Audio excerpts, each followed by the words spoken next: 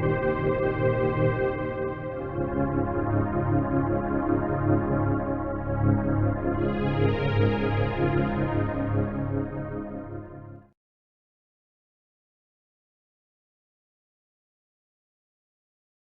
this is Outlaw Bookseller Stephen E. Andrews, and welcome to a video which is about crime fiction, it's about comfort reading, and it's also about Italian literature, which is something I'm very keen on. Today it's early December. I'm wearing a scarf which I bought either in Positano or Capri, so I'll try and get into the Italian spirit because it's rather grey and wintry here, and one is wishing one were down on the Amalfi Coast, but you know, it's pandemic time, it's winter, there's lots of work to be done because the thing that we don't talk about is coming, the festive season. But I thought I'd talk about one of my favourite writers who's entertained, solaced and amazed me at times over the last sort of 10 years or so, and that's GIANRICO Carofiglio, who's an Italian crime writer who is sadly little known in the UK, which is shocking. I'm going to talk about him, why his work's so important, why it's so good, why you should read it. One of the frustrating things about being a bookseller who does like a bit of crime is that as soon as you mention Italian crime, everybody says, oh yes, Inspector Montalbano, and you know, yeah, okay, he's popular, Camilleri, you know, he's a good writer, you know, he has some great historical novels, everyone knows him for the TV adaptations, but they do fulfill the sort of common cliche about Italy in that everything is about food. Well, there's a lot more to Italy than just fantastic food, and it is fantastic. You know, it just has everything: history, culture, fashion, music, film, literature. It has it in spades. It's just amazing. So I do really like Italian crime fiction. I think over the last 10 years or so, the Italians have made the best crime fiction in the world, and they do fantastic crime cinema and television as well, except we don't get to see very much of it over here unless you're like me and you dig into culture and you're willing to order DVDs and Blu-rays from abroad and seek out books and what have you. And I'm an insider, so it's much easier for me. But I got interested in Italian crime fiction in a major way around about 2011, and there was a TV programme, a BBC programme, I think in the Time Shift series, about Italian crime fiction, and it was mostly sort of presented by a guy called Barry Forshaw, who's a friend of mine. And I once had Barry to the shop I work in for an event, and we talked about crime fiction. He's a lovely guy. If you buy a DVD or Blu-ray, you know, from Arrow or one of those things, which is a crime fiction serial, more often than not the liner notes will be by Barry, and he's sort of Britain's preeminent crime critic, and he's a lovely guy. He's been a bookseller, and you know, it's been ages since I've seen him. I hope to see you again sometime soon, Barry, and we'll get together and have a good chat again. He did this fantastic program, and I watched it, and I can honestly say it's one of the few book programs I've ever seen that taught me anything about books. Because I'm an insider and a big reader, it's usually old hat to me. But then the next day, I went into work and I looked at the authors that Barry talked about, and I bought books by all of them because we managed to have we had a few in stock.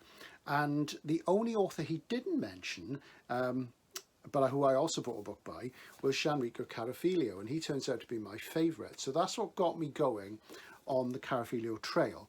And I just want to talk about the book which I bought. The book I bought, because it was the only one we had in stock, was Walk in the Dark, which is the second of Carofiglio's Guido Guerrieri series, and I'm sure I'm pronouncing that right, so do forgive me. And so that's the second one, Walk in the Dark. It's a book about stalking, and it blew me away, absolutely fantastic. And I say I love Italian crime fiction anyway, but this is a particularly good series.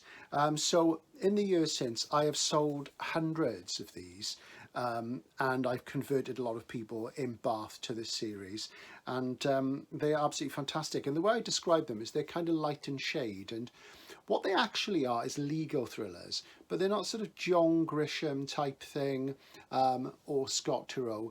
They do have sort of legal case things in them, but they're subtler, they're more literary. In Italy, Carofiglio you know, has been shortlisted for the Strega Prize, which is a bit like the Booker, and he writes mainstream novels, non-crime novels, none of which have been translated, sadly. So hopefully one day that'll happen. And he's mostly published in the UK by Bitter Lemon, a really nice small press. And I think more Carofiglio books are sold in Bath than they are anywhere else in the country apart from London, where he has a sizable following. Obviously a very, very big city indeed.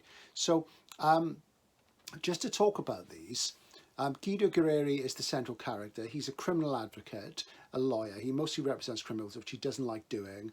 And he's middle-aged, self-effacing. In this book, the first in the series, he's sort of breaking up with his wife. And he, you know, they are first-person narratives. You get all sorts of self-deprecating comments and things, but when he gets to the witness box, into the you know, near the stand, and he's saying his piece for the poor witness in the witness box, he's absolutely fantastic, and he becomes to life then. And his books fundamentally are about justice, and each of them tends to have a slightly different sort of theme. This one, for example, is about racism and how the murder of a young boy, instantly somebody, an African migrant, is suspected, and you know, it's almost case closed. And it's about that, and it's absolutely fantastic book. And there's real moral strength to these. And as I say, there's light and shade. They're very easy to read, deceptively simple, but they are beautifully written and wonderful, wonderful characters. It's not the most exciting of the books. For me, the most exciting one was the second one, which I just mentioned was the first one I read, which is Walk in the Dark. And you can quite happily read this one first to get a feel and then track back. It doesn't make too much of a difference. You do get character development, but it's mostly about the different themes in Italian justice and what have you. Now, Carofiglio knows a lot about these sort of things because he was born in 1961. So he's 60, a couple of years older than me, and he was Antimafia prosecutor in the Italian city of Bari, which is in Puglia, on the Adriatic. And, you know, he was involved in lots of high-profile cases. He had death threats, of course, and he did a lot to work preventing sort of things like human trafficking and corruption and that sort of stuff. So, you know, he's been the eye of the storm, and that's one of the fascinating things about Italian crime fiction, is that it's often written by practitioners from the law, or people who've ended up on the wrong side of the law, often not of their own fault. And we'll come to that in another video. I'm going to do a bigger one about Italian crime fiction at another stage. And he ended up in the Italian Senate. His books have sold literally millions of copies in Italy. And there is a TV series of these, which of course we've never seen. It's not even available in Italy on DVD. So there seems a little chance of seeing it, which is a shame. And it's Rye, of course, as all these things are. So Walk in the Dark, that's a really good one. And every few years he does another one of these. And it's followed by Reasonable Doubts, Temporary Perfections. I must say he's really good with female characters and ambiguity, and he's really good with you know, the weakness of men towards certain women, and how sometimes they can take advantage of men, you know, and sometimes the other way around. There's a nun who does martial arts in one of them, which is brilliant. And this one is, I really like this one actually, and this is a lot about sort of deception between men and women, and I really like that. Temporary Perfections, what a great title. And more recently, the more recent ones have gone even further away from drama and more towards the ethics and morals of legal sort of issues. Like, for example, A Fine Line, the fifth book in the series, is about corruption amongst judges. And what you read these for is you read these for wisdom. They're not sort of like melodrama, they're drama, they're the real thing. And fantastic stuff, and it's about crossing lines and what somebody involved in the legal profession should and shouldn't do. And more recently, the latest one, which came out early this year, The Measure of Time, goes back to one of Guido's sort of former loves and his relationship with her. And the beautiful thing about him is he doesn't do the expected stuff, and he does small changes in life. As I say, it's drama, but it's drama with a small d, not a large d, and it's not melodrama. It's realistic, you know, you get small things having big effects on people and stuff. So I really can't say enough good about these. So to try and get them. Sadly, not many bookshops keep them. They are absolutely fantastic, and I guarantee if you like good, sophisticated crime writing with a difference, they will really, really hook you in, as they hooked me, and many people I've talked to have absolutely loved them, and like I say, I've sold loads and loads.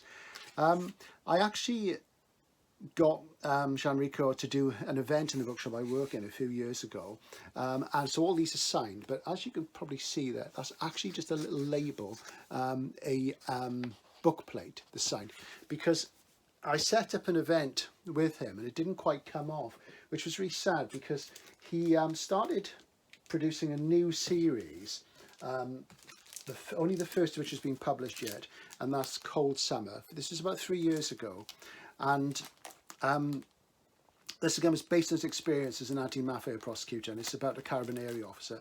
And we set up an event which was going to be an evening with him. There's the flyer in there, and I think this is a proof copy. I've got two copies. One is a proof and the other's a real one. And the only real difference is the lemon on the spine, and I can't think which one is the proof and which is the real one. So there you go. But we set that up, and he'd flown over from Italy. He did an event in Dublin, and the next day he was due to come over to Bath. But it was the day there was that huge storm in London, and his plane couldn't take off on time, so we had to cancel literally at the 11th hour, and I had to turn nearly 50 people away on the door, and they were, you know, it was a great shame because they were all hardcore fans, and it was going to be his first provincial appearance in England. He'd appeared in London. He does London about every 2 or 3 years. It was going to be the first time he'd ever appeared outside London, so it was a great shame. So one day hopefully that will happen again. So I say that is the first of the second series. We're waiting for the second and third, and again he underplays things, and it's the beautiful understated quality is what you get. He has written some singletons, which are fantastic. One which I don't think you can get at the moment is one of my favourite books by him, and it's an atypical book, and that is The Past is a Foreign Country. This is very noir-y, about a law student who gets involved with gambling, and then he gets involved with smuggling and drugs. And this is his darkest, most noir-y, most hard-boiled book, and I absolutely love it because I do like the hard, dark side, especially when it's well written, only if it's well written, the sort of literary noir, the existential side of things. And this is fantastic. There is a film of this called The Past is a Foreign Land on the DVD, which is a plain green cover, really boring cover. It's a great film. It's a great book. So if you see this anywhere secondhand, snap it up because I think it's quite uncommon now. And that's a great singleton and a noir-y one. Also, another singleton that he's produced more recently is The Silence of the Wave. And this is about a policeman who goes to a psychiatrist once a week and talks about his past. He worked as a sort of undercover carabinieri, and it's really sort of fantastic. And again, transcends the boundaries of the crime novel. You know, they're not your typical things. And something just dropped out of this. So, right, there we go. What have we got here? This is a little postcard from Bitter Lemon, and it says as promised, and that's from the directors of Bitter Lemon, who sent me a load of say book plates because he couldn't do the event, and that's his signature on there. So I said forgotten about that.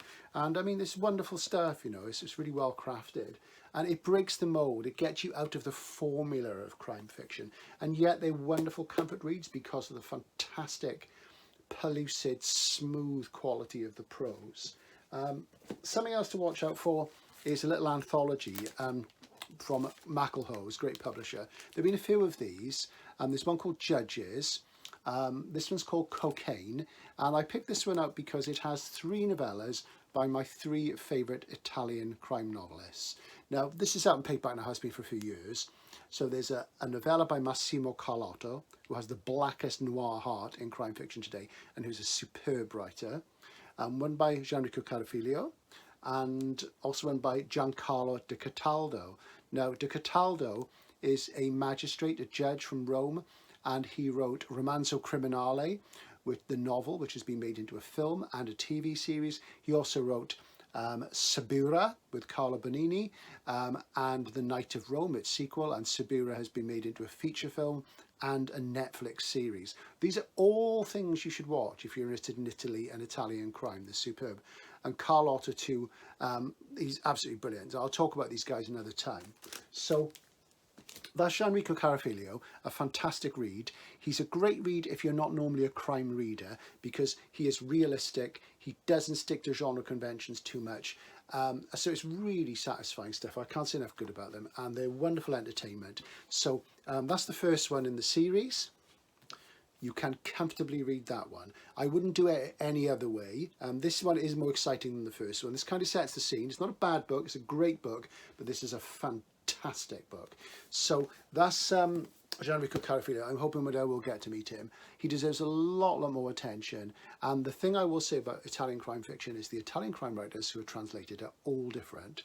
Some of the most famous ones are the hacky ones who are not much good. So go for the ones you've never heard of, is my advice. This is Outlaw Bookseller signing off. There'll be more crime and there'll be more comfort reading to come. Bye for now.